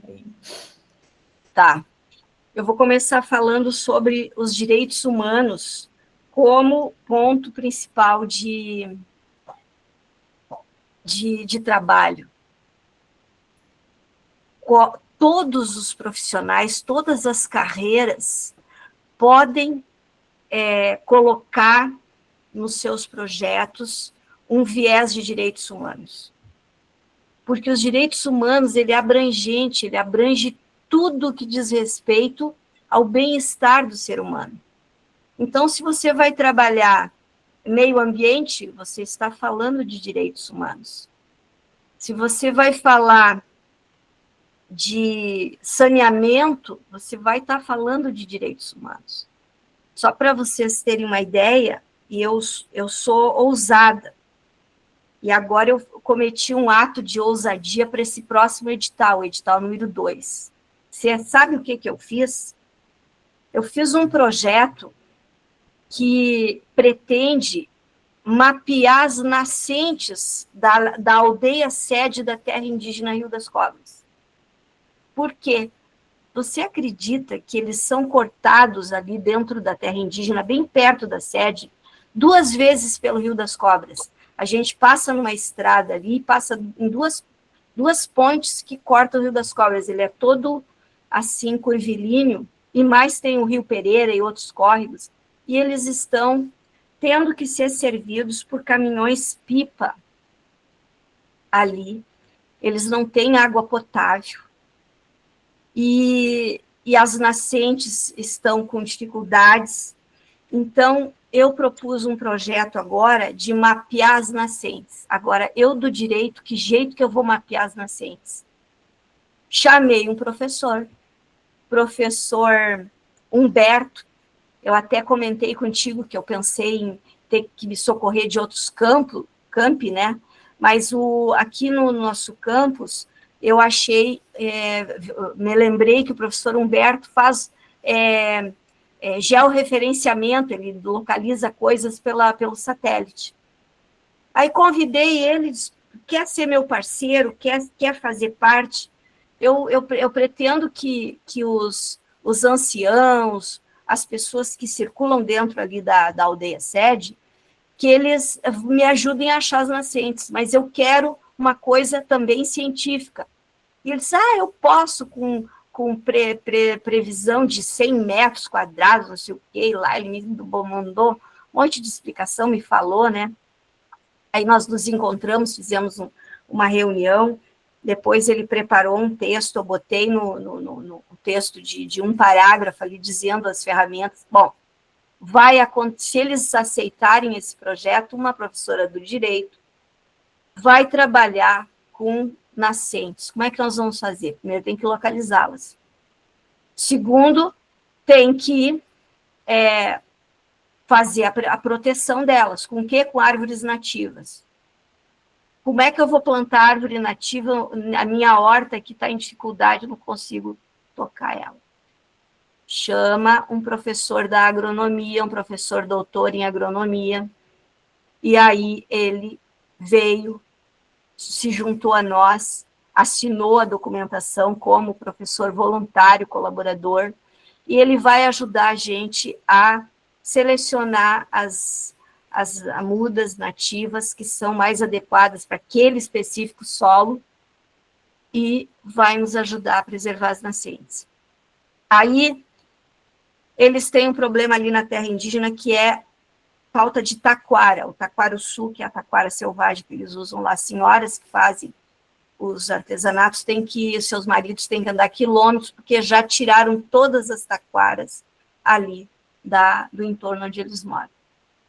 Pensei, vamos plantar taquaras. Perguntei para o cacique, senhor quer esse negócio? Quer que eu faça esse trabalho das nascentes? Quero. Quer que a gente tente plantar taquarussu para repovoar a área ali onde tem essa maior contingente de artesãs? Quero. Então, botei no projeto. Então, o projeto é verificação e proteção das nascentes, onde estão, e protegê-las, e plantar o taquarussu nas áreas. E aí, no que isso entra com direitos humanos? Bom, direitos humanos tem a ver com dignidade, tem a ver com trabalho, tem a ver com água potável. Então, assim como alguém que não é do direito pode trabalhar direitos humanos, o contrário, e aí vem a ousadia, no meu entender, o contrário também é verdadeiro. Eu não entendo de nascentes e nem de... Mas eu chamo quem entende. Né? Eu chamo quem entende. E vou estudar, e se por acaso esse projeto passar, porque há a temeridade, e eu não podia fazer um projeto que não me sobre uma coisa que não me estimula. Isso me estimula, eu quero muito fazer isso. Né? Então, fazer uma coisa que não me dá prazer, que não me... Não, isso não me interessa. Então, eu fui exatamente fazer o que eu queria, que era isso que eu contei para vocês. Então, assim como alguém que não é do direito pode trabalhar direitos humanos, quem não é da agronomia ou do georreferenciamento, pode também ser ousado, claro, a gente não pode, no meu entender, fazer aventuras que não possa sustentar. Então, eu me socorri antes desses professores para saber se realmente eles iam colaborar, e aí eu propus o projeto. Está lá, está desde o dia 14, eu coloquei o projeto lá no dia 14, e aí no dia 14 saíram as modificações, tive que refazê-lo e tal. Já botei lá também no dia 23, pronto, está feito. Vamos ver. Então, falar de direitos humanos é para todos, né? E eu acho que faltou coisa aí, mas depois tu me chama a atenção, Marcelo, o que falta? Tá, acho que o Rony está inscrito aqui também, vamos ver mais uma contribuição, e eu tenho outras inquietudes aqui para compartilhar também. Bom, boa tarde, professora. Primeiramente, parabéns pela sua explanação do projeto. Eu fiquei com uma questão aqui que eu acho que é muito importante. A maioria dos nossos relatórios, eles são anuais, né? E os da Itaipu são relatórios mensais, né? O que eu queria, a minha pergunta é bastante objetiva. Eu queria saber qual foi qual foi a sistemática que vocês utilizaram, né, na construção desses relatórios mensais, né? E se isso gerou para vocês algum desgaste, e como é que foi o crescimento, né, da produção desses relatórios, né? Haja vista que todo mês teria que se colocar alguma coisa, né? Alguma coisa a mais que foi feita no projeto. Como é que vocês encontraram um caminho, né, para manter esses 13 relatórios, né, sempre com uma produção qualificada, né, e que dava guarida aos anseios, né, pela Itaipu? Como é que vocês trabalharam com essa questão da construção dos relatórios mensais? Os relatórios, eles até eram bastante simples. Eles tinham, assim, estou abrindo aqui para me lembrar quais eram os termos, né?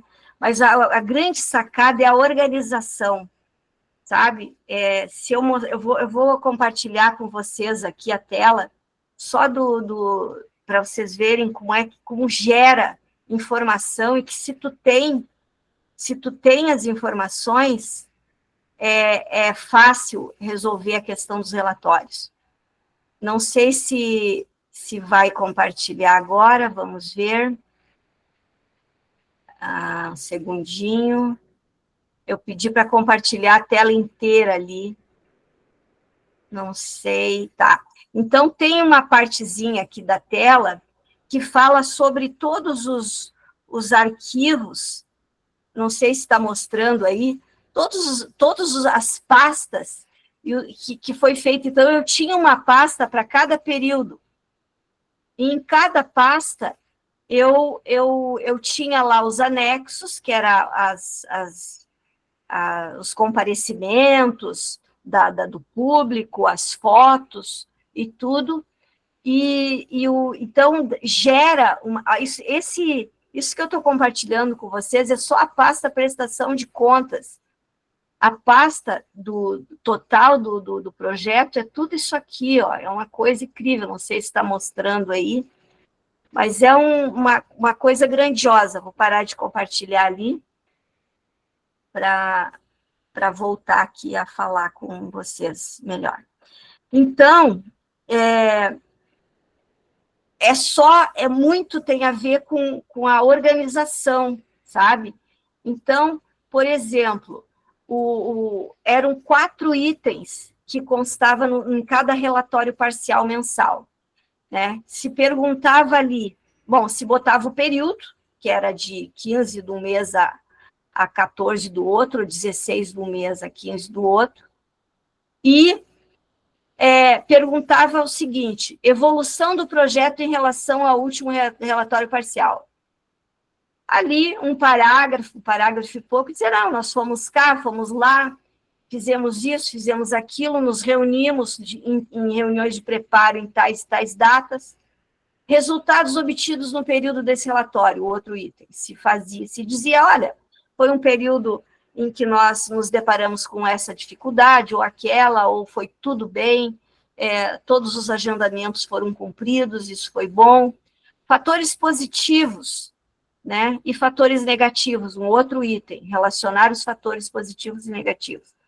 Se dizia ali os positivos e algum negativo, que porventura houvesse, trabalhos publicados no período, se tinha, dizia, se não, não, patentes ou registros que tivesse no período, e anexos, se anexava tudo, eram as evidências, essas eram as evidências que você tinha que anexar, que aquilo que a gente dizia no relatório estava sendo executado.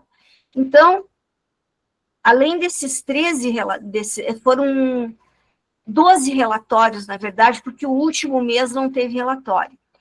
Além desses, a coordenação teve que fazer 2 relatórios, um parcial, lá no meio do projeto, e um final. Eu estava tão organizadinha, foi uma coisa assim, que não nem sempre eu consigo ser, mas eu consegui nesse caso aí. Esse eu consegui. Eu tinha tudo pronto, foi fácil, sabe? Eu demorei talvez um dia para fazer o relatório final, porque eu estava com tudo nas pastas, depois eu só juntei tudo e botei no relatório final. Então, eu sinceramente, como eu disse, eu não reclamei do relatório, achei que poderia ser menos relatórios, né?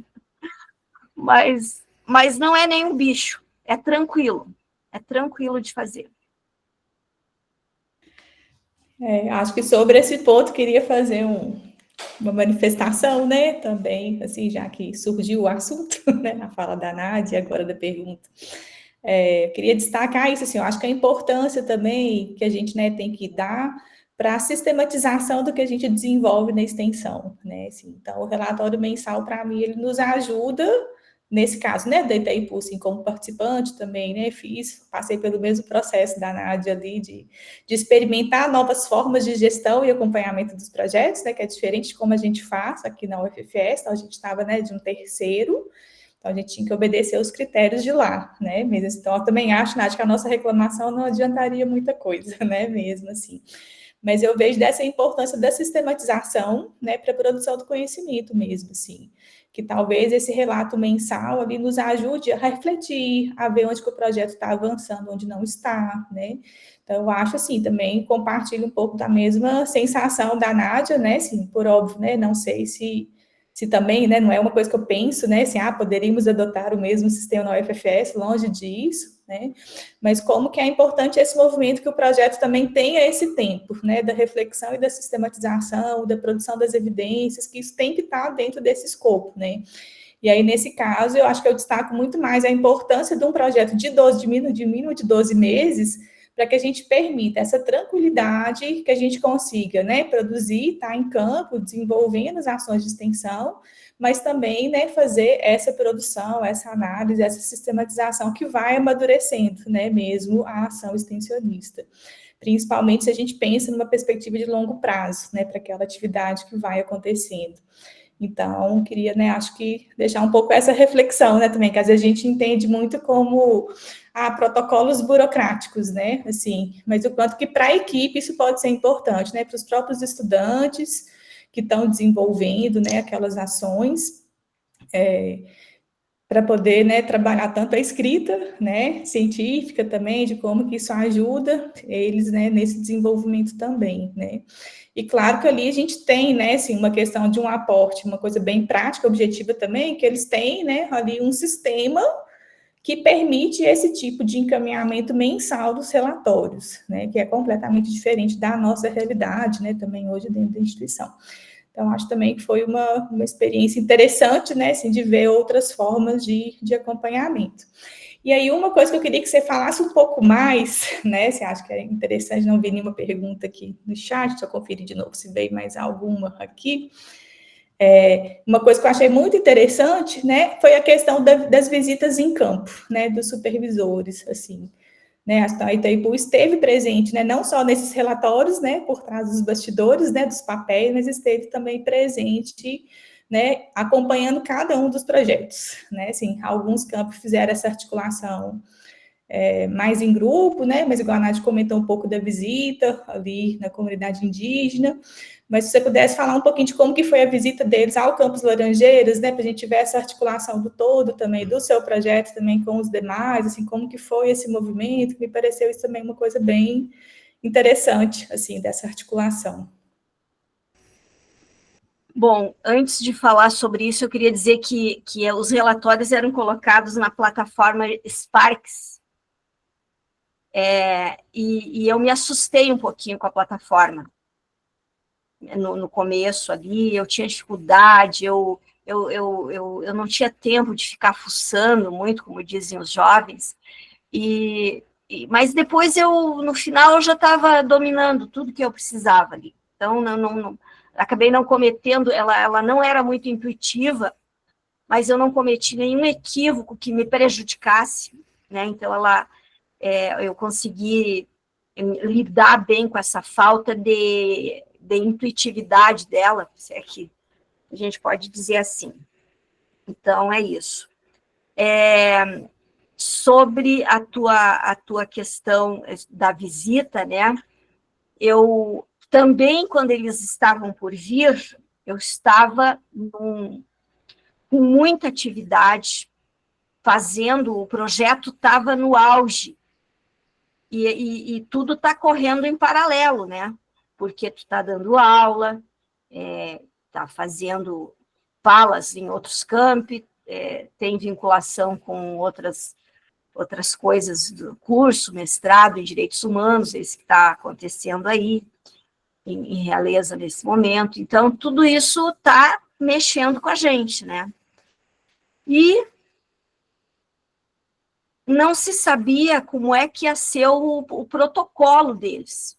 Tinha uma hora marcada para cada projeto, e a coordenadora local, a coordenadora adjunta local, a Ceissa, perguntou: há quanto tempo tu precisa? Eu disse: olha, coincidentemente, pode botar o meu projeto no dia tal, se tem agenda, porque nós temos uma ida à terra indígena, vamos levá-los. E aí perguntei para a Ceissa: mas como é que vai ser? Será que a gente vai ter que apresentar o projeto? Não sei o quê, não sei o quê. Ela disse: olha, não sei, não disseram, não tem um protocolo. Eu disse: bom, então farei eu o meu protocolo. O que a gente fez? Recebeu eles numa sala de aula lá no campus e combinamos entre nós todos falarmos, todos os bolsistas falaram. Então, cada um pegou um ponto de trabalho do projeto e falou para eles. Fez uma apresentação, por assim dizer. Nós nos sentamos, os 5 à frente da sala, eles nas carteiras de alunos, como se fosse, e aí eu apresentei o projeto, falei um pouco, e cada bolsista apresentou um dos temas, foram muito bem, foram elogiados, aquilo ali nos deu muita confiança. Foi uma coisa que não demorou muito, deve ter demorado em torno de 1 hora, e aí logo em seguida a gente tinha que pegar o carro, nós fomos de van, será? Não lembro. Tínhamos que pegar o veículo e fomos para a terra indígena. Sim, fomos de van. E lá tivemos uma sorte, porque era com os jovens, e quando se lida com a terra indígena, o horário deles não é nada muito rígido, entende? Nós íamos nos encontrar com eles uma X hora, mas eles têm o seu próprio ritmo, eles andam a pé lá, entende? E eu pensei assim, meu Deus, será que eles vão conseguir chegar na hora que a gente disse que ia estar chegando lá? Será que o lugar vai estar arrumado, que seria numa escola? Bom, estava.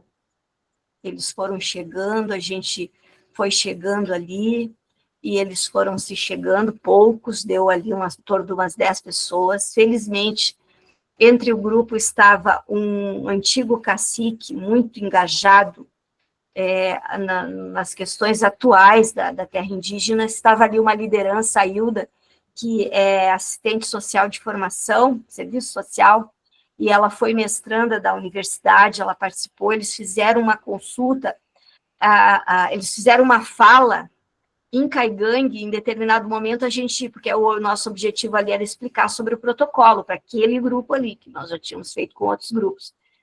E em determinado momento, uma professora, que é muito também engajada na causa deles lá, uma Caigangue, todos eram Caigangue, ela disse assim, professora, nós podemos falar em Caigangue aqui, porque a situação era política, né? Nós estávamos propondo uma solução política da relação deles com o exterior. Podemos falar em Caigangue, a gente se expressa melhor em Caigangue? Pode. Eles ficaram ali de 10 a 15 minutos falando em Caigangue entre eles. Os professores estranharam aquilo. Para mim foi natural, porque eu acho que eles têm que falar na língua deles mesmo, né?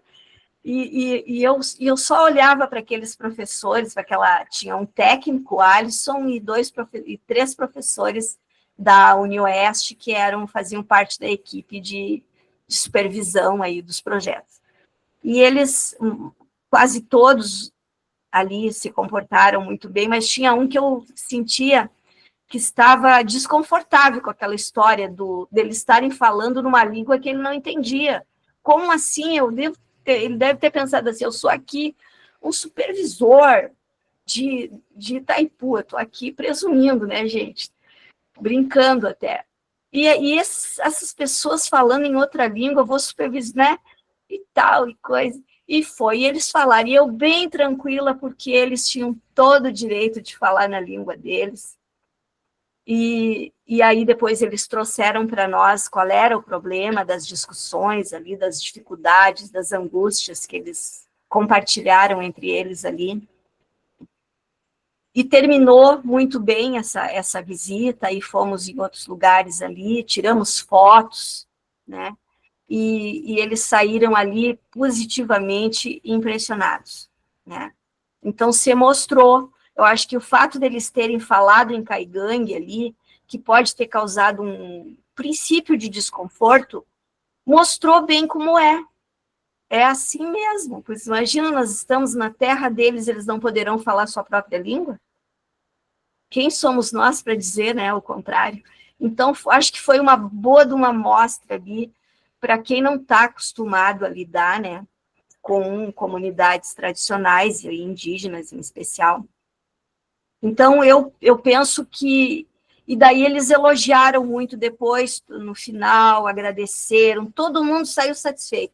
Esse professor que estranhou, no final ele me convidou para uma reunião em particular, ele queria esclarecer uma dúvida, porque lá na instituição onde ele está com a dificuldade com os indígenas e tal e tal. Então, acho que foi rico, inclusive, com estranhamento, ainda com o estranhamento que aconteceu. Não, ótimo, né? No meu caso, eu acho que eu fiquei o único que fiquei de fora, né? Porque a sede do projeto era Erechim, e eles acompanharam atividades em campo, né? Mesmo com os bolsistas atuando em uma ação específica do projeto, eles também acompanharam ao vivo, né? Ali a ação, que também foi bem interessante também, tá? Esse acompanhamento online, né? Deles ali, né? Participando com a gente na ação.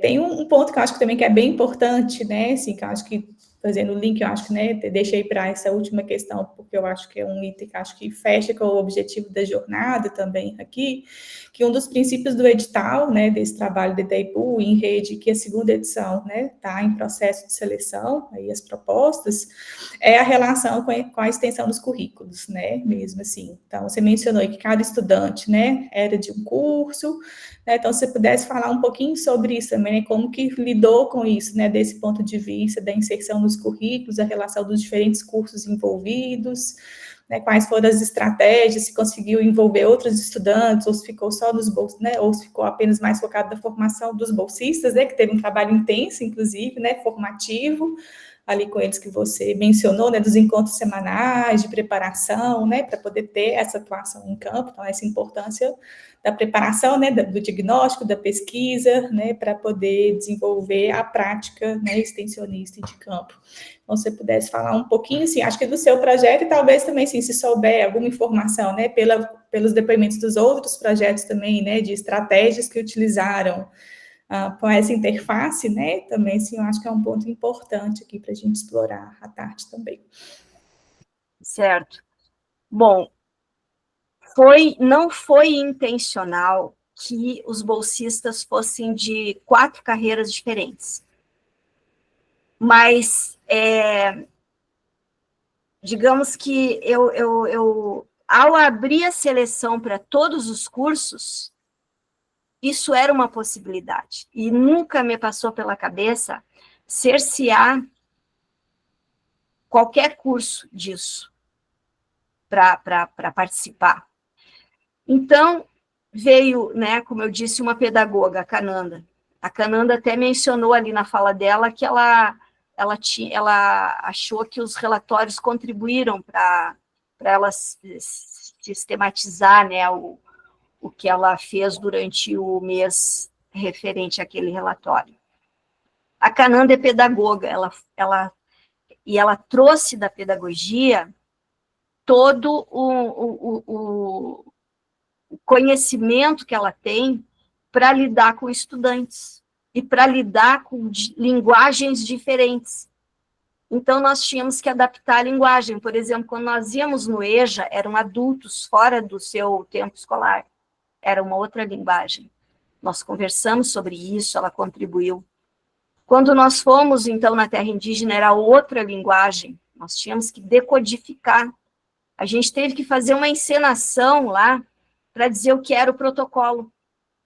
Na hora, sim, me ocorreu, e a gente fez uma encenação, dizendo, o protocolo é como se alguém batesse a palma ali próximo da sua casa e quisesse conversar. E aí você diz, olha, para você entrar aqui em casa, você tira o sapato, né, que eles costumam lá, eles têm o interior da casa deles muito lindo. Você tira o sapato, você senta aqui em volta, nós sentamos no chão. Isso é o protocolo, é dizer como vai se dar o negócio, é um método. E, então, a adaptação da linguagem à pedagogia ajudou muito. O Luiz Fernando, que é da administração, ele trouxe todo um jeito de se expressar, muito de vender a ideia, né? Então, ele estava sendo treinado, agora ele mudou de curso, está nas ciências biológicas, nós pegamos bem a transição. Então, da administração, ele trouxe aquele jeito de vender as ideias, de compartilhar, de buscar o acordo ali entre as pessoas para entenderem e se engajarem na ideia. Ele trouxe da biologia muitos conhecimentos sobre saneamento, sobre uso de da terra, sobre a água. Nossa, ele foi maravilhoso, né? E o Giovanni veio das ciências econômicas, nos ajudou bastante, ele tinha sensibilidade para as questões ligadas a desenvolvimento econômico, fez ali uma parceria com a gente e com a moça que, a bolsista aqui, a falar sobre desenvolvimento econômico, então ele contribuiu muito. E a Xingrow veio da engenharia de alimentos, né? Engenharia, a gente pensa, o que a engenharia vai falar de direitos humanos? Nossa, totalmente sensibilizada, sabe? Trouxe tudo que ela podia da engenharia de alimentos, sobre meio ambiente, que eles aprendem, sobre lidar com órgãos públicos, né? Nós pudemos ajudar a terra indígena numa das idas lá, a fazer um ofício para a prefeitura para eles fazerem a coleta de lixo de uma determinada comunidade que eles não estavam coletando. Então, eu penso assim que as várias carreiras tornam o trabalho muito rico. E a linha em comum era direitos e cidadania. Compreende? No direitos e cidadania, que todos cursaram, eles já tinham uma ideia boa do que é o direito, que o direito é uma coisa e a justiça é outra, que a letra da lei diz uma coisa, mas ela se efetiva, ou às vezes nem se efetiva, às vezes se efetiva diferente do que está previsto. Então, essa era a linha comum ali, eu acho que o domínio comum, nesse caso aí, ajudou bastante para que eles estivessem fortes no entendimento de tudo aí, né? É o que eu posso dizer. Dos outros cursos, eu não sei dizer. Eu não tive fôlego para circular, né, entre os outros projetos, as outras execuções. Não vou saber dizer. Joia, Nádia. Acho que era um pouco isso mesmo, né? Como que cada um estruturou, né? Porque acho que não tem uma única forma, né? Mesmo assim, de fazer essa relação, né? Mas era uma coisa que é um requisito, né? Desse edital, que haja essa articulação, né? No primeiro, acho que agora não sei se ainda tem, mas no primeiro edital ainda tinha a carta, né? De cada coordenação de curso, né? Também aceitando e apoiando o desenvolvimento daquela ação. E é isso, né, o quanto que enriquece, né, então, assim, eu queria destacar isso, o grupo, né, e esse estímulo, né, dado pelo edital por esse diálogo interdisciplinar, né, também, que é um dos princípios da ação extensionista, né, mesmo, ali. Então, acho que agora temos uma pergunta aqui, o Juliano levantou a mão aqui.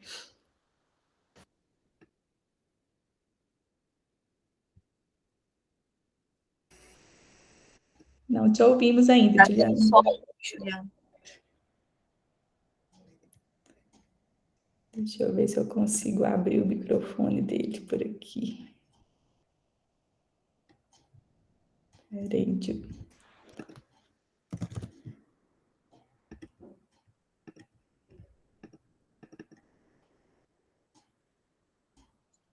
Não estou conseguindo também controlar o som dele, não. Vamos tentar pelo computador ou celular ali. Enquanto isso, eu vou falando para o José Luiz.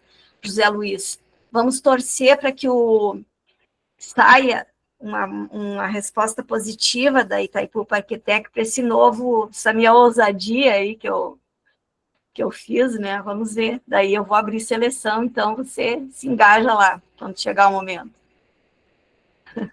Talvez enquanto o Juliano conecta ali também, estou vendo que o Marcos está também, né? E os dois têm experiência também no modelo, né? Vamos falar assim, da extensão do modelo do Rondon também. Como que você consegue fazer algum paralelo, assim, você acha, né, assim, de ações que são de longa duração com ações que são mais concentradas, né, que, por exemplo, a Operação Rondon, ela é de curta duração, né, ali. E esse edital da Itaipu tem uma questão da periodicidade de 1 ano, né, talvez fazer alguma conversa nesse aspecto também, assim, me parece que seja interessante, porque nos modelos, né, do currículo também a gente tem essas duas possibilidades, né, de ações que se desenvolvem ao longo de um ano inteiro, ou ações que estão concentradas em uma determinada disciplina, né, que é um período ali definido, né, de curta duração, né, também. Então, acho que também é um aspecto interessante da gente dialogar aqui.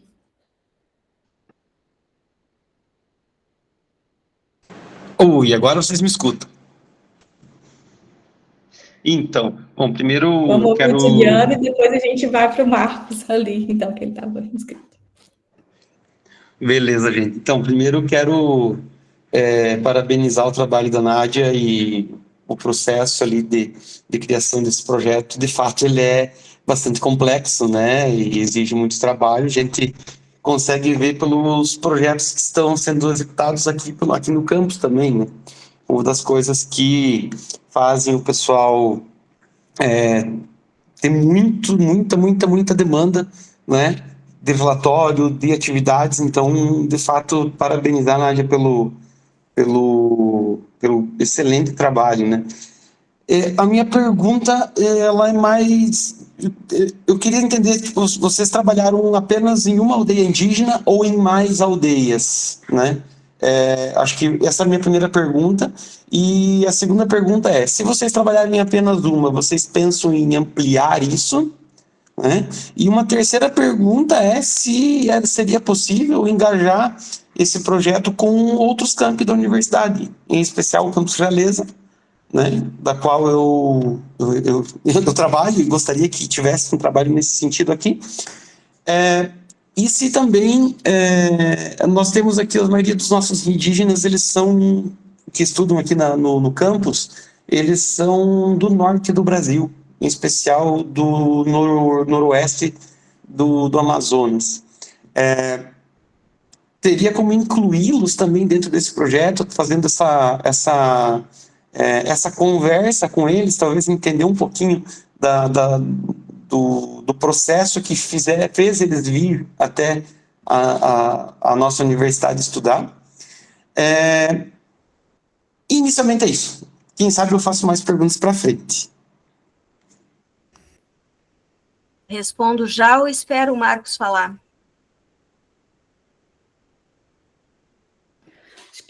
Vamos escutar a fala do Marcos e a gente vai fazendo uma amarração já para uma fala final. Vamos fazer assim? Oi, boa tarde. Bom, eu vim mais como ouvinte, né? Então, ouvi a professora Nádia falando em Rondon, as orelhas já... né? Em primeiro lugar, queria dar os parabéns para a professora Nádia por todo esse trabalho de extensão, né? É maravilhoso. Eu também acho... Eu acabo trabalhando pouco dentro das minhas disciplinas, porque desenho técnico é algo que é difícil você imaginar algo de extensão, né? Então, mesmo assim, né, participamos agora, em julho, do projeto Rondon Nacional, lá no Amazonas, e eu me vi muito nas falas da professora Nádia, quanto aos alunos, quanto à participação deles. Realmente é uma coisa assim que motiva a gente, porque tu faz todo um processo de seleção, aí você quer, né, levar o pessoal para lá para que eles tanto ensinem quanto aprendam também um pouquinho, né, vivenciando uma experiência única, diferente. No nosso caso, nós estivemos na cidade de Anamã, que é uma cidade que estava totalmente alagada quando nós chegamos lá, né? Nós andava de barco no meio tipo Veneza, né, para quem conhece. E também fomos em comunidade indígena, né? Então fizemos muito trabalho social, né? Infelizmente na comunidade indígena ficamos apenas uma tarde lá, porque estava também alagada. Não pudemos nos estender, o planejamento era até passar a noite lá. E como até foi falado, né, o Rondon é muito interessante porque desperta em muitos de nós, em especial os alunos, né, aquele sentimento de ajudar o próximo, de ajudar a comunidade, de levar alguma coisa, às vezes, através de conhecimento técnico, como foi o caso de alguns dos nossos. Inclusive, né, tivemos a presença de alunos ali de Laranjeiras, né, como Nicolas, por exemplo, né, ali de aquicultura, talvez conheça, né, não sei. E também tínhamos a outra, a Stephanie, que também estava dentro do cadastro de reserva, né, dos nossos alunos. Tivemos, esse é o nosso projeto, nós tivemos algumas dificuldades no sentido assim, eu abri para toda a universidade, e fazendo a seleção de alunos, nós tivemos participantes de praticamente todos os campi. Tivemos 2 de Chapecó, tivemos um de Laranjeiras, tivemos 2 de Realeza, tivemos um de Erechim, 2 de Cerro Largo, né, e uma reserva de Passo Fundo. Então, assim, acabou que envolveu todo mundo, e não foi uma coisa proposital, foi algo que aconteceu. E foi muito interessante, mas também tivemos bastante dificuldade no sentido de que tudo teve que ser virtual, né? Então foi à distância e só nos encontramos praticamente num final de semana, que eu fiz questão de trazer o pessoal para Chapecó para a gente conversar, ver pessoalmente, dar um abraço, né, e conhecer um pouquinho mais de cada um, e depois embarcando para o Amazonas, né?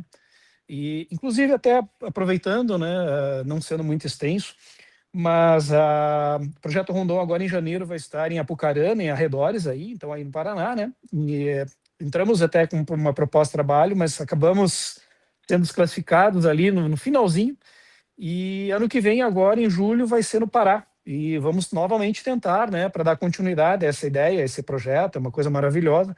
É algo pontual, mas são 3 semanas muito intensas lá, que a gente vivencia, né, com comunidades carentes, da mesma forma que há aí nesse projeto Rondon do estado do Paraná, né? Na verdade, é um projeto, ele é praticamente o que a Nádia falou, né? Uma extensão, é uma sessão, como é que eu vou dizer?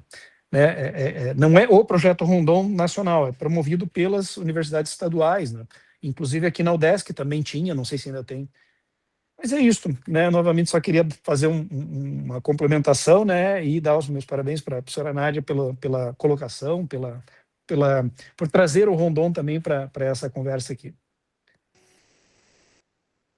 Então, obrigada aí pelas suas palavras. Começo pela sua fala, Rondon, meu Deus, eu sou rondonista. Eu fui no Projeto Rondon em 2005. A Eliane Massaroli era minha colega de trabalho na instituição, que foi convidada para participar do Rondon Nacional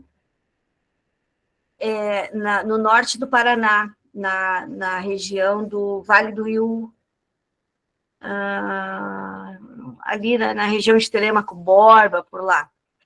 E, nossa, foi uma experiência maravilhosa. Então, o Rondon realmente é riquíssimo. É riquíssimo e vale um artigo, professor. Eu não escrevi esse artigo ainda do Rondon que eu participei no ano passado aqui, nessa concessão do Paraná, mas ele dá um artigo maravilhoso, porque teve tantas oficinas, foi riquíssimo, sabe? E então vale, dá até escritos aí bem bons, do projeto Rondon. Esse também, né, esses de Itaipu, por ser complexos, e aí passo já para a fala do Juliano, são realmente complexos, e Itaipu não ia dar, vamos dizer assim, investir uma verba forte como investiu, Juliano, para não ser complexo e intenso e rico, sabe? Inclusive, para quem não sabe, eles deram 3 computadores novíssimos, novos, né? Zero, para cada projeto. E veio com a nota fiscal, cada computador custou R$ 9.800. Então, eles investiram muito dinheiro, né? Investiram num evento grande no início do projeto, custeando a ida de todos os bolsistas, e no final, né?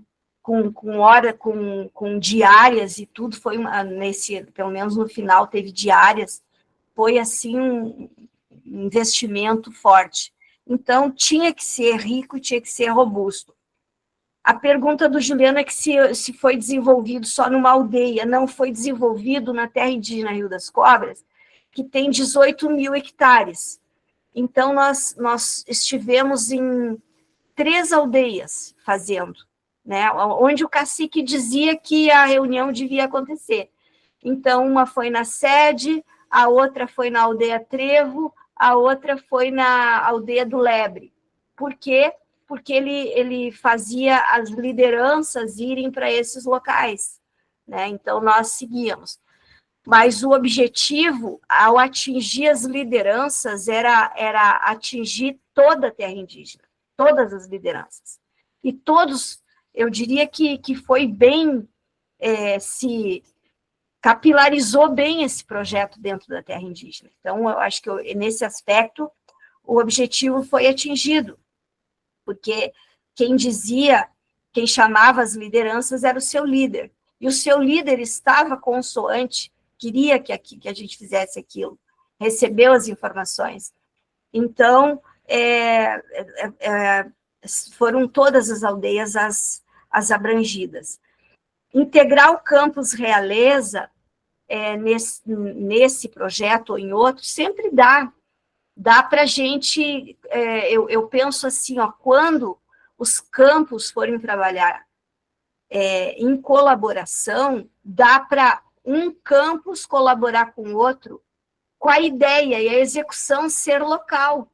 A execução pode ser local, né? Então, esse projeto, ele está pronto, nada impede que a gente mande o projeto para um professor interessado em Realeza, que queira replicar numa área indígena ali, nas escolas e tal, né? Esse projeto que terminou, ele não vai ter fomento, e ele funcionou bem porque ele tinha fomento. Então, num compartilhamento, por exemplo, desse projeto específico Realeza, não tem o fomento de Itaipu, né? Então, mas eu acho ótimo a troca, maravilhosa. Então, é isso, acho que eu acabei respondendo o que tu quer, se não, por favor, me diga. Mas, tu falaste mais uma coisa, sobre os indígenas do Amazonas, né? A gente tem vários ticuna aí em Realeza e tem aqui também. Eles são convidados para a seleção, sim.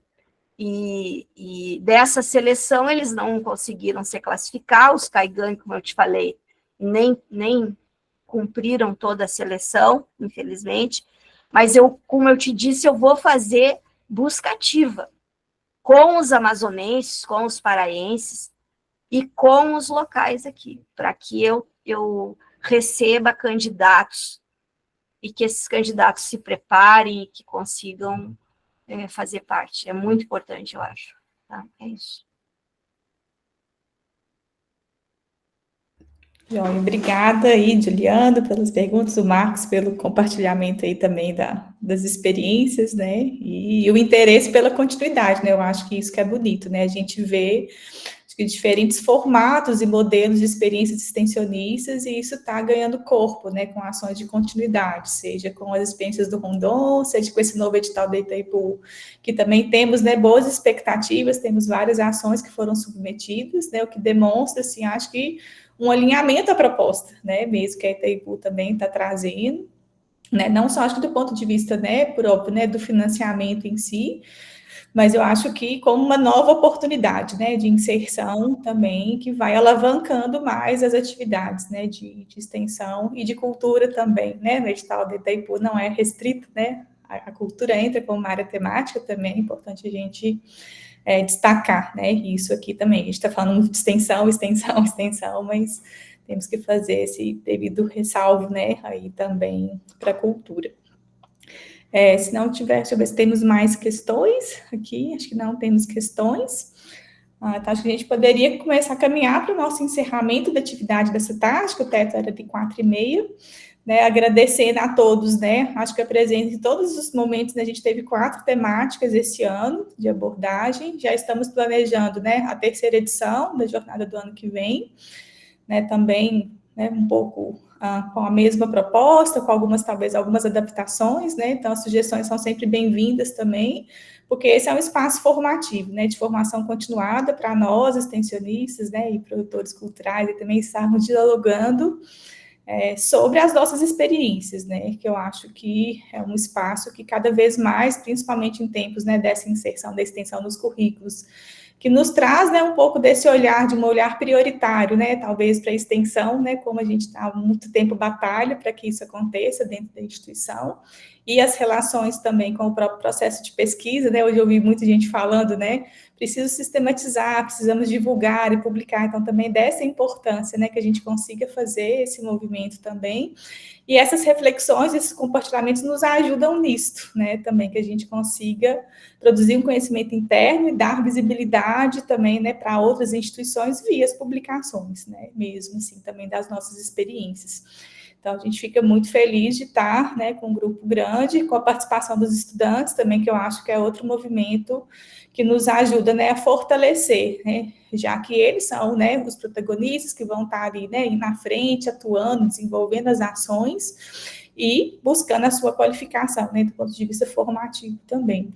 Então, é bem importante esse movimento, né, que todos estejamos, assim, integrados, né, nessa atividade formativa. Então, as sugestões são sempre muito bem-vindas, né, de melhorias, de procedimentos, né, que a gente possa estar trazendo, de sugestões de nomes, de temas, né, de experiências que vocês também gostariam de ouvir, né, de escutar. Então, esteja sempre, o canal da Proec está sempre aberto para receber essas sugestões a gente. E agradecer, né, mais uma vez aí a professora Nádia pela disponibilidade, né, de estar aqui relatando, né, assim, nessa ideia, assim, não só um relato da experiência dela, mas de um pouco de como uma amostragem, né, mesmo, do que foi, né, essa experiência com a Itaipu e do que virá aí pela frente também, que torcemos que o campus, os dois campos, né, Laranjeiras e Realeza, tenham aí muitas ações aprovadas também aí. Tá? Então, meus agradecimentos a todos e vou encerrando a gravação aqui. Se tiverem alguma questão, Ramais, a gente, né, pode encerrar, então, o nosso encontro. Eu queria só falar uma coisinha no final aí. Claro, então eu vou deixar, não vou parar a gravação, pode manter a gravação para ser o encerramento?